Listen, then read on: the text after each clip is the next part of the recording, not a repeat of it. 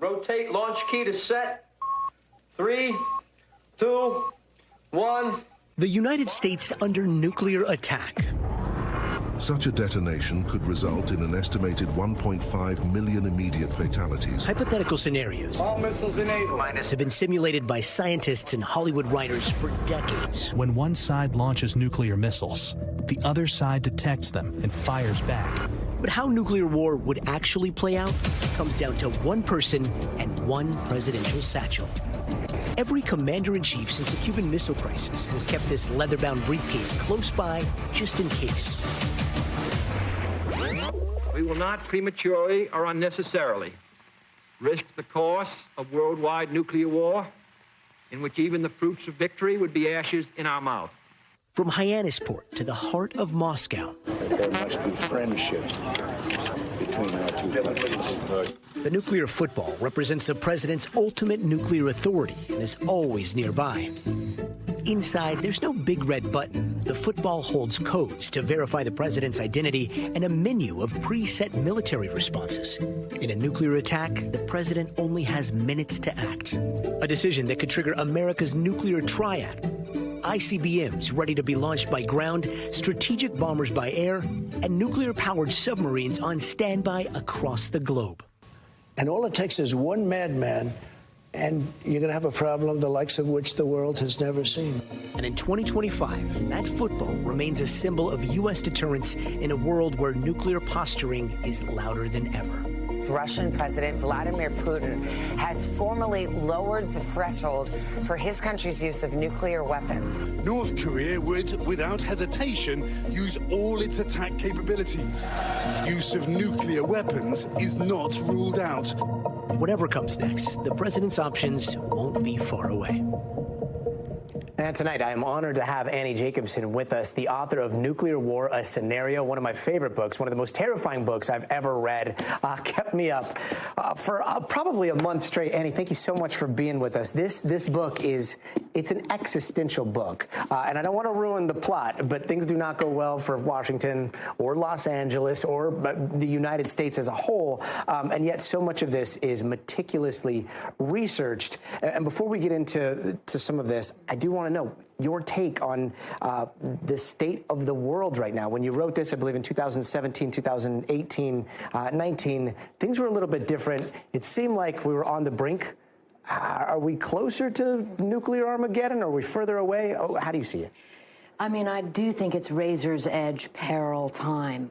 With that said, take a little bit of a sort of sigh of relief with the new president in office. For me personally, that transition period, the past few months, the fall, where you had actions from Russia, from China, ICBMs, tests, it felt very shaky. It felt really sort of existentially threatening to somebody like me, and I think to a lot of people. So now feels a moment of pause, I think, while everybody repositions where they feel, and I'm talking about, foreign leaders, about the new president and his policies. Now, I'm just like a lowly reporter here, but one of the things in your book that seemed to be the most alarming was the lack of communication. Sometimes phone calls weren't answered. Sometimes de-escalation methods weren't available.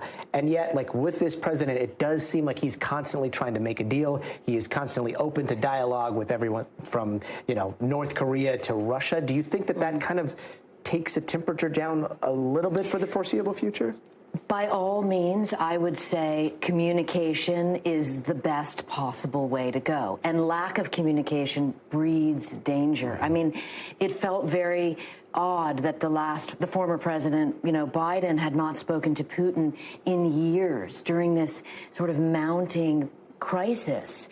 And so seeing the new president tweeting out messages, at least it's messaging, at least from where I stand. And one of the other most alarming things about this is like our track record in space of shooting things down, ICBMs. People just don't realize how susceptible we are to an attack. And I think we might have the direct quote here, but I want to say it was something along the lines of like 40% success rate in some of those ICBM tests, the scripted tests that we have taken. Yeah, 40% success rate.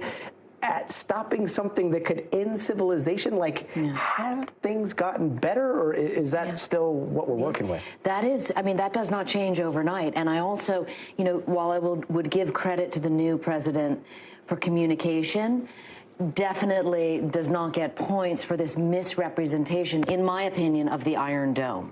Promising to Americans that we're going to have this sort of fantastical Iron Dome situation is not plausible. It's really kind of snake oil salesmanship at its best. People in the missile world know that an Iron Dome shoots down short-range missiles, rockets from terrorist organizations like Hamas and Hezbollah. We're not seeing a lot of rockets coming in from Mexico and Canada. As far as shooting down a long-range intercontinental ballistic missile, that cannot be done with an Iron Dome. And I think it's dangerous to give false hope of this idea. And also, you know, the spending is so extraordinary, it just boggles the mind. You're talking about that, and the thing that comes to mind is it wasn't a long range, but it was short range. It was that missile that Russia used against Ukraine, where it looked like this. It was a space missile. It came from space, and it just came down over Ukraine. And you look at that, and you're like, that's unstoppable. When you see something like that, what do you think? So I'll share with you a very interesting bit of news that I learned about that is not in the book, because of course it happened since the book's publication. That short range, or rather intermediate range ballistic missile that came in, when I heard about that, I thought that is precisely the kind of miscalculation that could lead to a nuclear war. And I learned subsequently from the Assistant Secretary of State that Russia reached out to America 30 minutes before with an electronic messaging system that exists at the State Department called the NERC.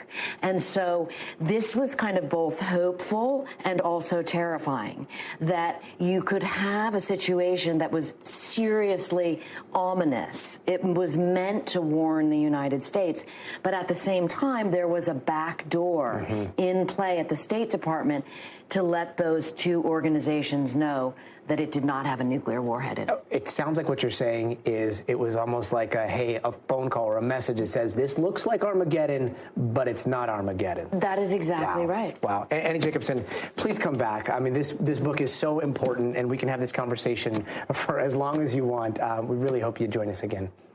Thanks for watching. Stay updated about breaking news and top stories on the NBC News app, or follow us on social media.